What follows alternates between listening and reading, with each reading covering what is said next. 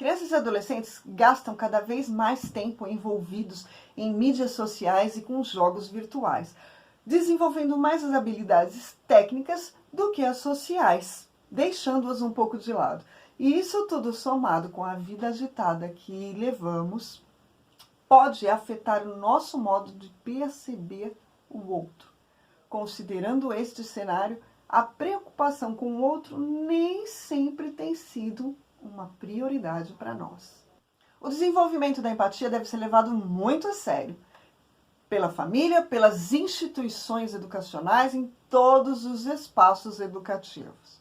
E é sobre isso que vamos nos debruçar hoje. Empatia. Lembrando que esse tema é extenso e que existirá outro vídeo, vai haver outro vídeo que complementará esse. Hoje nós veremos o que é a empatia, qual a sua importância no processo socioeducativo, qual o papel da família, qual o papel das instituições, qual o papel da educação infantil e também no que a falta de empatia pode resultar. Tudo isso veremos agora. Saia do cubo, se expanda, seja um revolucionário da educação.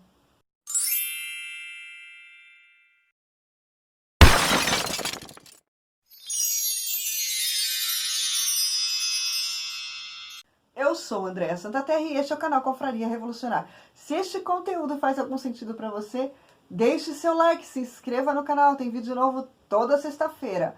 Compartilhe o vídeo. O que é empatia?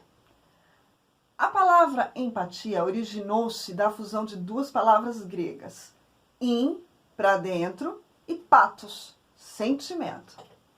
Quando pesquisamos o significado da empatia, encontramos não só uma definição simples, como também descrição feita pela sociologia e pela psicologia. O significado de empatia, segundo a psicologia, é processo de identificação em que o indivíduo se coloca no lugar do outro e, com base em suas próprias suposições ou impressões, tenta compreender o comportamento do outro. Significado da empatia, segundo a sociologia. Forma de cognição do eu social mediante 3 aptidões: para se ver do ponto de vista de outrem, para ver os outros do ponto de vista de outrem ou para ver os outros do ponto de vista deles mesmos. É uma habilidade composta por 3 componentes: cognitivo, afetivo e comportamental, sendo que o cognitivo consiste na capacidade de adotar a perspectiva do outro e deduzir os pensamentos e sentimentos. O componente afetivo caracteriza por uma predisposição a experimentar a compaixão, a preocupação com o seu bem-estar. E o componente comportamental é a habilidade de comunicar toda esta preocupação. A falta de qualquer um desses 3 componentes descaracterizaria o que chamamos de empatia.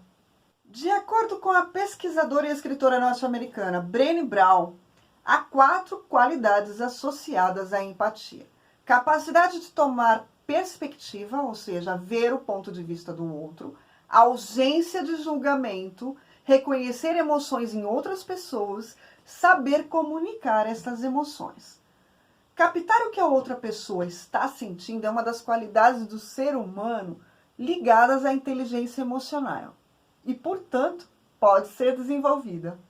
A empatia é a capacidade mais complexa que uma pessoa pode desenvolver durante toda a sua vida, pois consiste em fazer uma viagem para fora de si na tentativa de enxergar as situações de vida de uma outra pessoa sob o ponto de vista dela e, ao mesmo tempo, estar isento dos seus pontos de vista individuais, sem fazer pré-julgamentos, com vontade de compreendê-la. Ser empático é ir além de se colocar no lugar do outro, é buscar entender as dores e vivências do outro por uma nova perspectiva. É não se fechar dentro de uma bolha pensando que não existe nada mais ao seu redor, mas é entender que cada ser humano é diferente do outro na mesma medida em que é igual. A ciência também explica a empatia. Estudos com neuroimagens funcionais indicam que alguns circuitos neurais que são ativados quando o sujeito executa uma ação também são ativados quando ele percebe que outra pessoa realiza esta mesma ação. Louco isso, né? O que reforça a hipótese acerca da existência de um componente ideomotor na empatia. E o que significa isso? Que as nossas respostas empáticas podem ser ações involuntárias e inconscientes.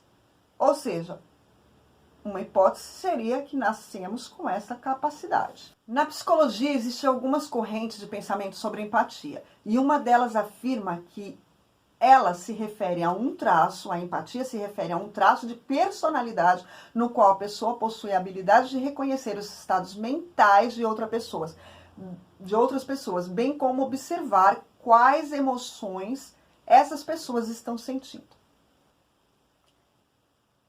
Neste caso, supõe-se que alguns indivíduos seriam mais empáticos do que outros, seja por sua natureza ou seja pelo seu desenvolvimento.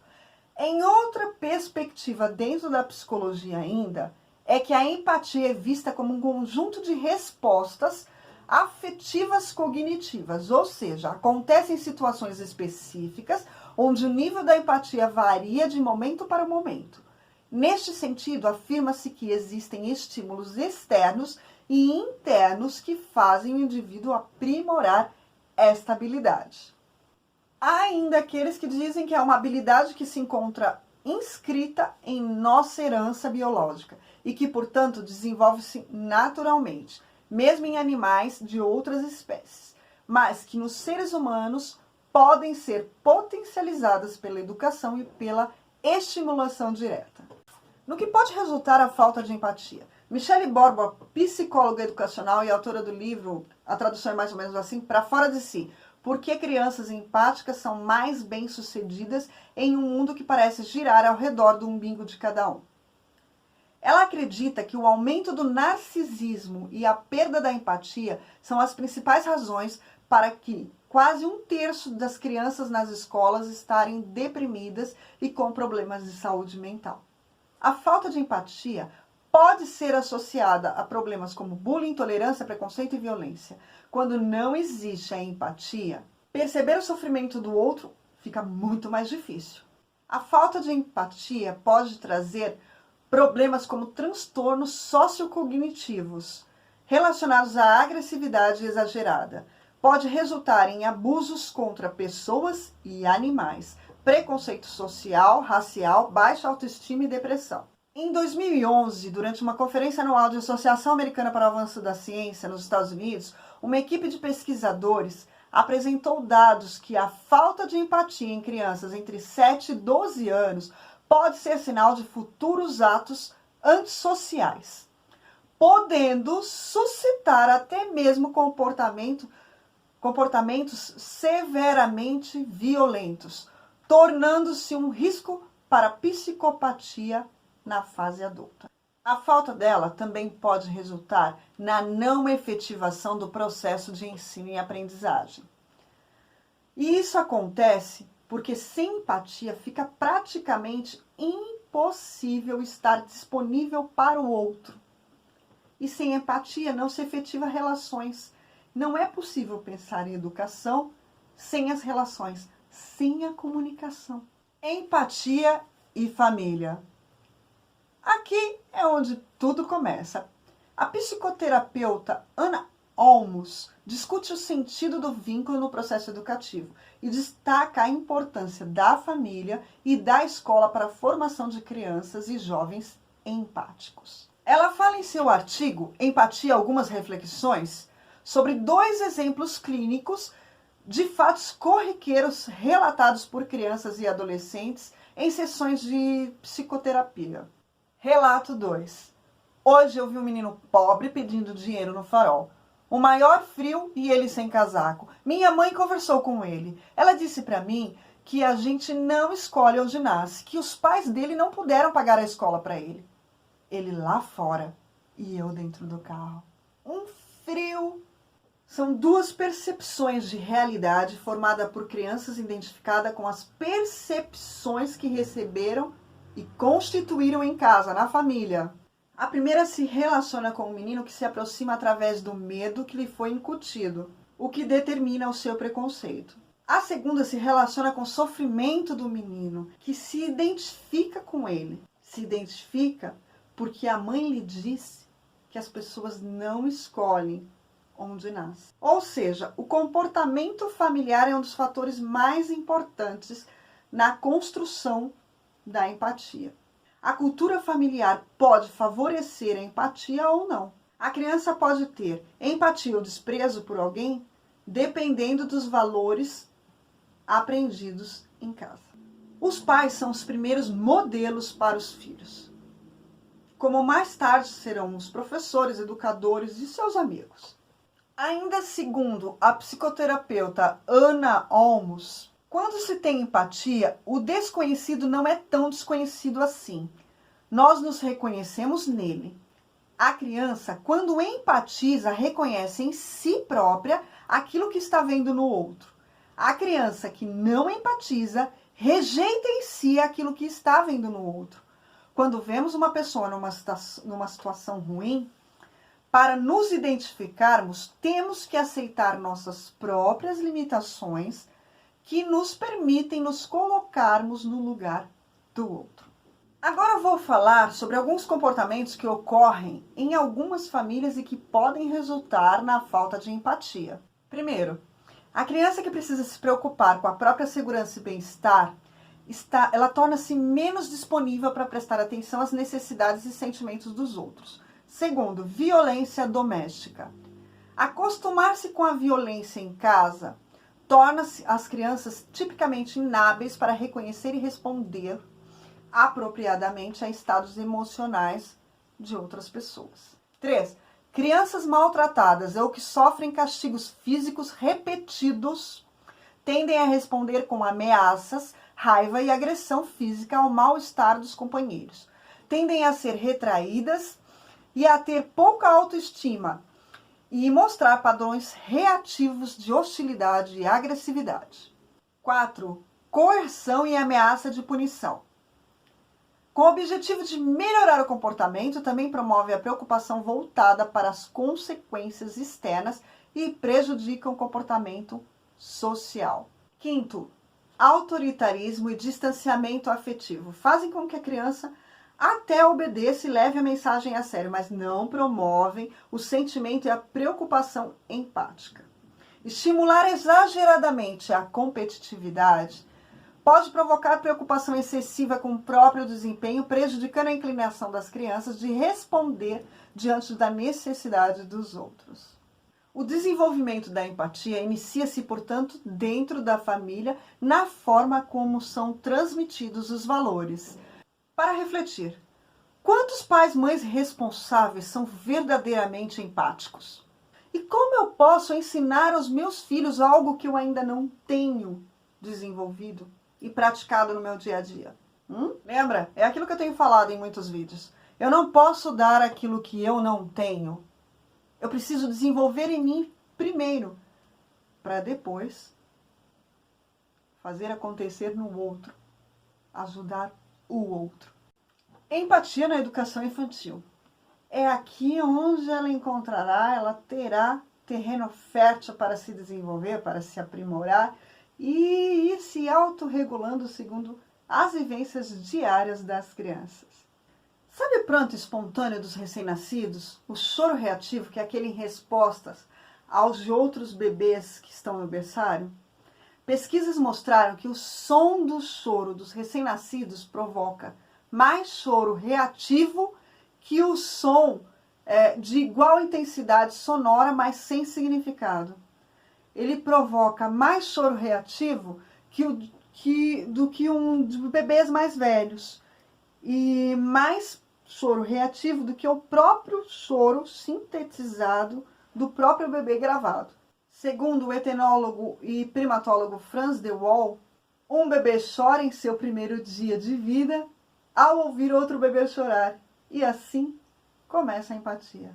A primeira infância é o melhor momento para se desenvolver a empatia no ser humano. Por volta dos 2 anos é que surgem os primeiros comportamentos pró-sociais. A preocupação com os outros se torna mais evidente nessas crianças.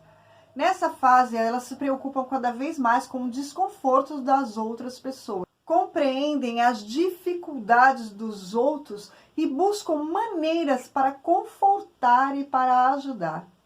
Na educação infantil, ao trabalhar a empatia, conseguimos influenciar positivamente crianças nos seus primeiros contatos com a sociedade, firmando na formação a importância de olhar para o outro e ser mais compreensivo.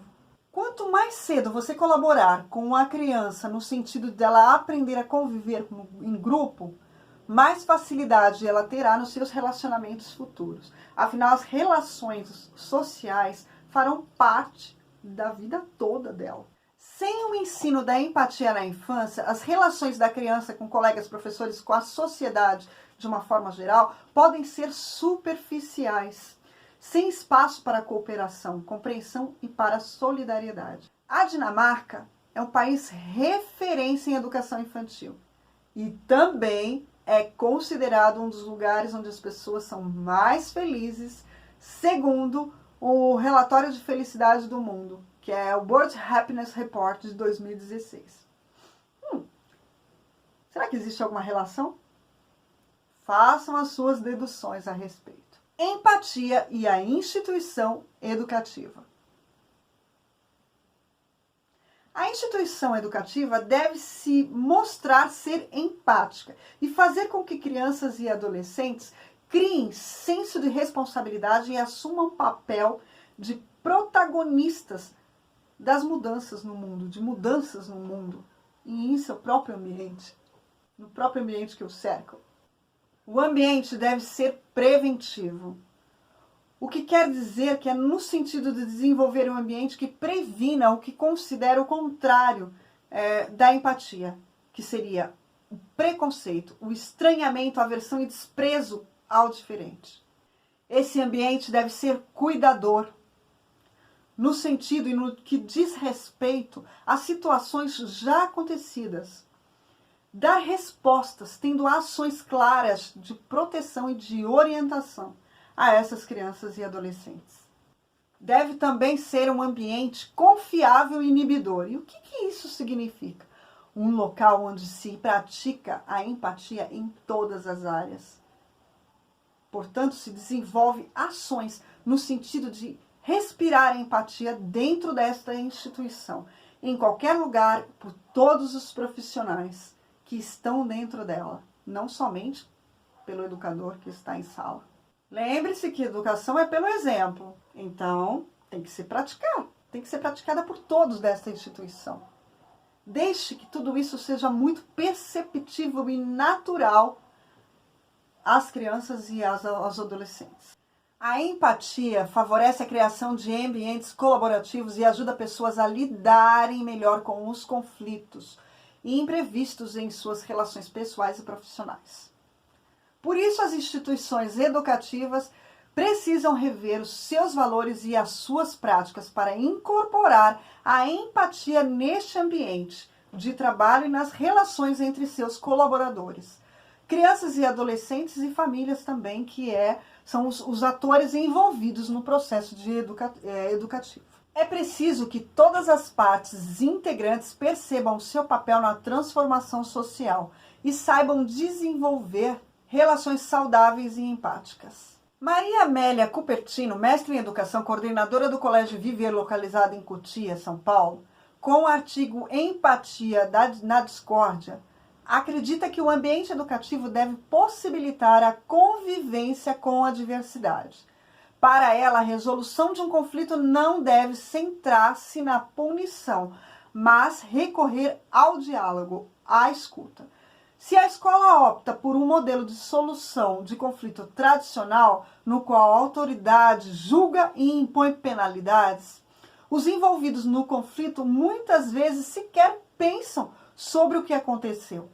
A vítima se sente vingada. Com frequência, o culpado se sente injustiçado, pois não entendeu toda a dinâmica da situação. Ninguém aprende com um conflito de forma que ele possa mudar a sua atitude. Então, diante desta fala, se faz necessário desenvolver um programa de resolução de conflitos internos dentro da sua instituição, onde são ouvidas todas as partes envolvidas, fazendo-os se escutarem, se ouvirem e sozinhos resolverem a situação. Perceberem quem está certo, quem está errado, onde começou, onde terminou, por que aconteceu, como poderia ter sido evitado tal conflito. Diante de tudo isso que vimos, o ensino da empatia deve ser desenvolvido e cultivado em casa, na família, na educação infantil, na escola, nos espaços educativos em geral. É preciso que pais e gestores estejam juntos, unidos, orientando essas crianças e adolescentes a lidarem com as suas próprias emoções, ajudando-os a entender quais são as suas necessidades e perspectivas, assim como a do outro também. Quando o nosso coração está repleto de empatia, um forte desejo de eliminar o sofrimento alheio surge dentro de nós. Metal Quick, saia do cubo, se expanda, seja um revolucionário da educação.